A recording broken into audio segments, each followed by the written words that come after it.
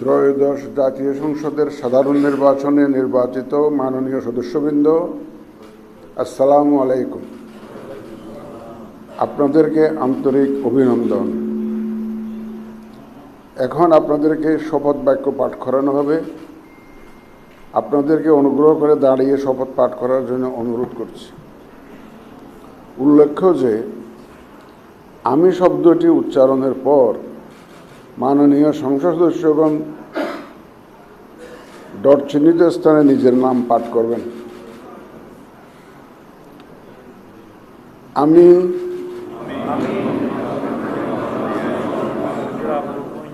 সংসদ সদস্য নির্বাচিত হইয়া সশ্রদ্ধ চিত্তে শপথ বা দৃঢ়ভাবে ঘোষণা করিতেছি যে আমি যে কর্তব্যভার গ্রহণ করিতে যাইতেছি